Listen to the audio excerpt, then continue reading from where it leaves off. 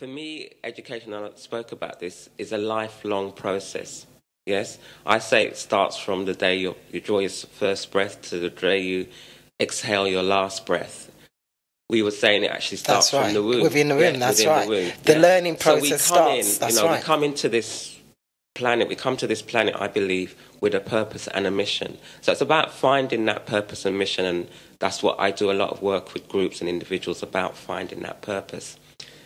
So school is just a small portion of your time, yes? So it's the attitude that you go to school with that's really going to define you. Because as I said, you know, even if you read somebody like, I can't remember his name now, so it's just gone from me for a second, who created lateral thinking, De Bono. And he was saying he has a thing called the thinking course, you know. He says thinking is not taught in school, creativity is not taught in school, because as I said, school is there for a purpose, and it's there to create the drones, if you like, for, you know, their own workforce, for their own system. So am I knocking school? Am I pulling people out of school now? If I had the resources myself, I would have taught my children. And when I say resources, I mean in terms of patience and that kind of understanding that you need to teach your children.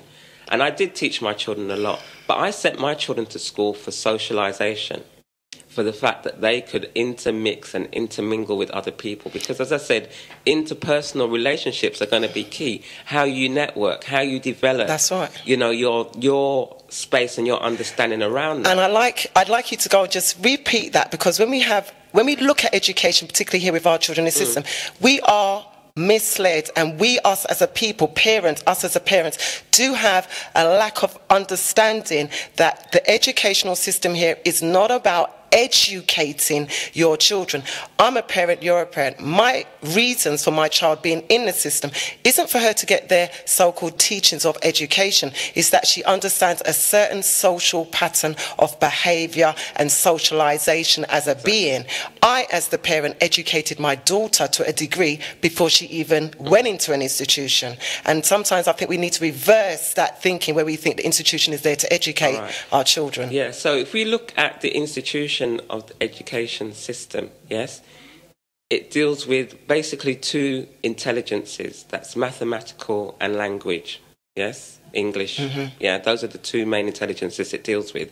Now, as a human being, yes, we have over 7 intelligences, maybe 8 intelligences, and those are not focused on within that. So if you do not fulfill, first of all, those 2 intelligences, then, you know, you're written off in the system anyway. Yes. So, for example, my son, one of my sons, my youngest son, has a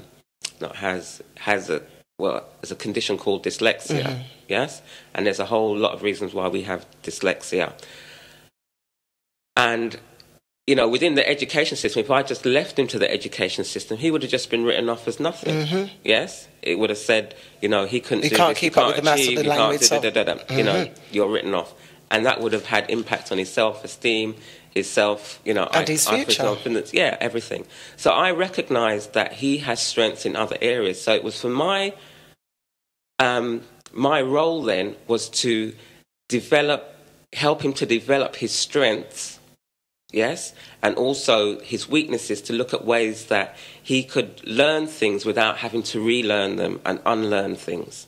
So I had to look at methods of accelerated learning, look at methods of direct learning, look at all kinds of different methods and technologies that would help him. Now, yeah, my son is going to university, you know, next year, but he's always understood that that's not the be-all and end-all. When he was at school, he wasn't, you know, these messages that if you don't come in on time, you're not going to get a good job and you're going to be... Exactly, you don't pass the A's and B's. You have to be there, If you don't, you know, he knows that he's going to be his own person. He's going to, you know, develop his own skills. He's going to develop his own resources, yes? But I've made sure that he knows that he goes in there to learn how to interact with people. So as I said, I could have taught my son at home in an isolated way, and he wouldn't have been able to develop those skills. He wouldn't have known how to negotiate, how to crossing the road or get in the bus, or get, you know what I mean, without me being there. So he had to be thrown in at the deep end, but with me gently reminding him at every stage that this is not the build, this doesn't define you as a person. What you get in exams doesn't define you. How do we then use that same...